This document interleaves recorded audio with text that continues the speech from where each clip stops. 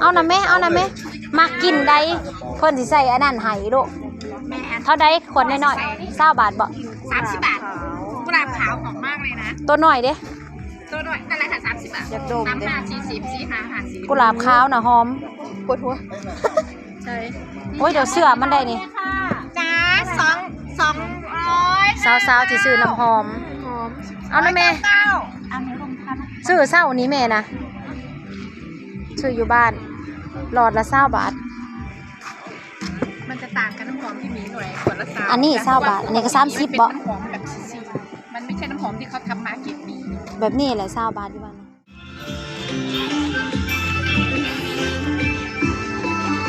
งานหยักก็จะเป็นประมาณนี้เนาะบ่คืองานแข่งเรือเนาะเลือกน้ำหอมแล้วก็ไม่ยังเพิ่นเขียนยังอันนี้นะเขียนป้ายเฮือนเขียนป้ายครับบ้านนี้ร่ำรวยสานะไม่ยังพ่อใหญ่ไปดูไม่แดงนี่ไม่ประยุงเนาะบ่มีครับหาบ่มีแล้วไม่ประยุงบ่มีแล้วเป็นตาหักเป็นตาแพงแล้วเกินพี่น้องงามใส่ปลาก็เป็นงามแบบนี้ปลาแห้งปลาแห้งแผ่นละ10ยังอันนี้นะ10,000 บาทปลาแห้งแผ่นละ10 บาทเป็นละ10 บาท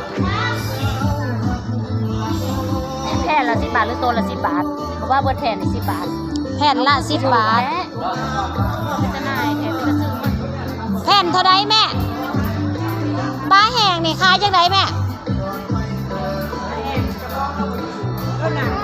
10 บาทบ่พอซื้อเนาะแผ่นละแผ่นนี่แผ่นละ10 บาทนี่10 บาทเดี๋ยวสิมาซื้อมาอุดหนุนอยู่เดี๋ยวไปเอาเสือก่อนถามไว้แผ่นเล็กแผ่นใหญ่10 บาทเฮ้ยแผ่นเล็กแผ่นใหญ่10 บาทเฮ้ยมาป่นเฮ้ยอาจจะสมัยเหตุงามแต่พี่น้องเฮาบ่ได้เด้หูบดอกไม้ได้จังซื้อเอาไปเลาะซะก่อนเอาบ่เด้ไปเอาเสือก่อนไปท่านหิวเสือยังเด้ไปเอาเสืออยากคูนะแข่งมีเพลงที่เลือกสิจ้า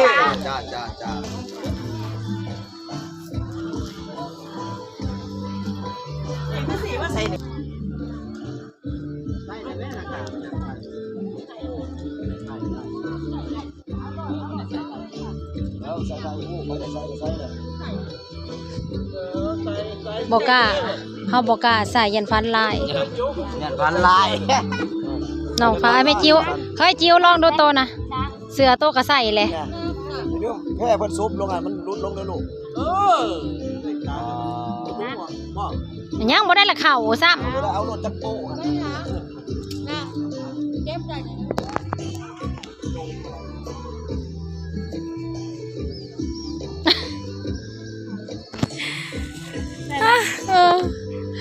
ตลกเนาะพี่น้องเนาะสาวจิ๋วบันนาเดี๋ยวเฮ้ยกระดงเฮ้ยบ่แพ้กระเจ้าตกกระดง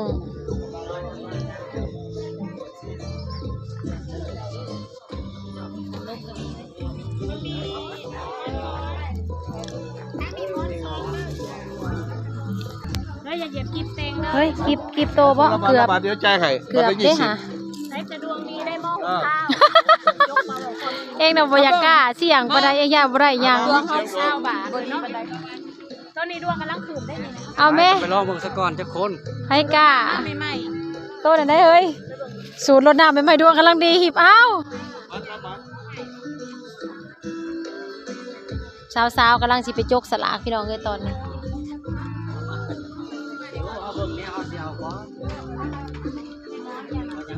มันลงยังไง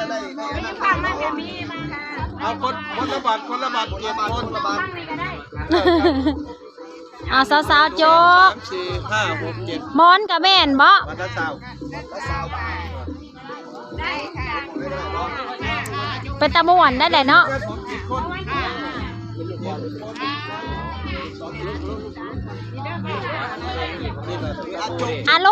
ล่นใครจะจกก่อนก็จกไปเลยไปสิจกก่อนก็จกลูกอมฮะ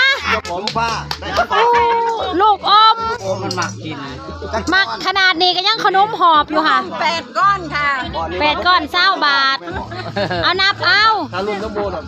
เอานะแม่ เอาน้องคิว เอาไปนะแม่ขนมอมนะ จะได้อะไรเดี๋ยวใจเดี๋ยว7 คน1 2 บะหมี่ มะมี ใครเด็กขนมอมอยู่เฮ้ยมามีก็ห่อหนึ่งวะ 1 ห่อ 1 ถุงใหญ่ค่ะ แล้วก็เป็นตะลุ่นน้ำเผินอยู่ได้เนาะ ลูกอมนี่ได้เอาได้ มียังแหน่คุณแม่ 1 ผัดลมบ่มีบ่ได้ใช้ผัดลมนะ ค่ะ เจ้าเดียวเบิดบ่นี่นะ แม่นค่ะจานเดียวค่ะ เฮ้ยเขาต้องมาจกหมองใหม่น้ำเทา เอานี่เด้อใจเพิ่นล่ะ 8ค่ะใจเลย7 เบอร์ 7 เบอร์นี่1 2 เขาอ่ะน้องดาวจัดไปนี่แต่พวกดวงบ่ดีได้แต่ขนม ได้ โอม สีสันซื่อๆดอกงูอะไรจกสันๆนะให้เพิ่นเปิดให้ ได้มอนใคร ขอ แน่ ตัวคนบ่มีครู คนบ่มีครูเพนเอามอนให้สุปนีกาจกบ่เด้ ใครยังไม่มันยังมาจกเนี่ยควายเหลือกี่อัน หนู 3ค่ะจกแล้วอยู่พุ่นจกแล้วบ่ยังบ่ มีสีอะไรอ่ะ ได้แล้ว สีอะไรอ่ะ บ่ไปเอาเองดอก มา เปิด เปิดให้พี่ห ถ้า น่ บ้า อน ยสิ จกก็บอก ยัง เอาไปเอาไป หมอนทั้งนี้มันแต่หมอนทั้งนั้น ไอ้บางเอาไหม มันแต่หมอนยังจับ เอาพัดลมเลยเด้อกระติกน้ำห้อนเก้า ไปมันไปมัน ใหญ่ดิ เฮ้ยเดี๋ยวมอน ทำดีนะ แน่ ฮะ ไปเลยได้มอนกับได้มูนเนาะ เอาได้ในหมอนดีแค่ ดาว แล้ว นี่ มอนเขาพอเอาไข่เธอเด้อ จ้าพอดีนะพอได้คู่ อยู่ในนี่บอกคือมีแต่หมอนแท้ ได้เป็นคู่อีก จงเบิ่งอยู่แค่ แม่นสมานแล้วบ่ พัดลมนี่แหละมันจะเป็นของข่อย บ้านที่ได้พัดลม ผง ผง ซักผ้าใส่ถุงไหนโอ้โหต้องใหญ่อีกนี่ ผู้นี้เบิร์ดอยู่ในเรือน ขาได้บ้านใจกล้าบ้านใจกล้า เอาเนี่ยถูมันผอมเนาะบุรุษ ใครจะเอาอีก ลูกขาว พบกันแล้วบ่ เขาเกียบบ่รอไม่บัดก็หมายรอไม่ใครเสียวอีก พ่อเลย ไป จ้า ดิ เดี๋ยวจะได้สิ เอาอีก พ่อ เอา เล อี ย ก จ้าพ่อแล้วจิ้วจับไปเต็งเลย อีซี่ กันแม่นมาได้สมปรารถนาอีหลี ซุปนี้ซุปนี้ สุดท้ายนี่ ขอให้ได้พัดลมนะบ่เห็นปานนี้เบิ่งเด้อไอ้เขา คนที่ดีนะ พัดลมพัดลมพัดลม บิ๊ก พัดลม บิ๊กอาเจ บิ๊กโอ้ยได้บิ๊กน้ำโคกบิ๊กโคก ฮัลโหลอ่ะฮัลโหลอ่ะบิ๊กเพน ในร้านเขาน้ำเดือดดิว่าบิ๊กไบค์ จับลูกจับเอาดูเจ้าเชียวพัดลมหรือเชียวหยังไป สอยดาวสอยดาวพี่น้อง เรามาสอยดาวกันตรงนี้มาจกสลากกันคืองามแต่ล่ะ1 2ปีนมา3พอลูกยืนเรียนเลย1 2 3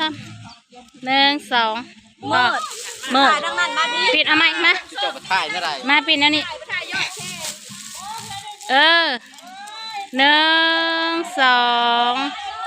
หรือว่าหนาวป่ะ 1 2 อยากได้เด้เนาะ เอาอีกนี่ล่ะ บ่มีมุ้งนอนซ้ำบ่อยากได้มุ้งเด้ป้าพี่น้องมานี่9 บาทหนึ่ง คันเฮาได้มอนเบิร์ดน่ะดีได้เนาะเฮ้ยอันนี้ผัดไปซังไปจกอีกพอได้เป๊ปซี่บาทนี่ แสดงว่าอยู่หันน่ะบ่มานอยู่หันมีแต่ขนมมีแต่หมอตัวนั้น หมอตัวนั้นน่ะ ไอ้ตัวนี้น่ะมุ้งก็มีเห็น ให้นี่นะมานะเจ้ามาเอ้ยง่ายให้ใหม่นะให้ชุมเจ้านะมันมีแต่อันน้อยๆบางแน่ที่น่ะ3 อันชุมพลนะเฮ้ยแหนม3 อัน60 บาทชุมเจ้านะเอาสิใครนี่60 บาทจะเบิ่งนี่ใครได้2 อาร้านเพิ่นอาจจะแม่นซาดมักกินโอ้เอาเมื่อฝากพวกอยู่เฮือนนี่เด้อปะ เสือได้ชิ้นใหม่บัดนี้ ป้าพี่น้องของขาย มีทุกอย่างเลยอุ้ยบ่อึดอันนี้นะ อันนั่งลูกสาวนี่สิมักประเภท ไปเห็นแม่แล้วบ่เอิดมาซื้อเสื้องามบาดนี่ลูกสาว โอ้ดีบ่ อุ้ย งามขาวๆนะเนาะ คือสาวจิ๋ว คือโตอันนี้เอ้ยโตจับนะงามอยู่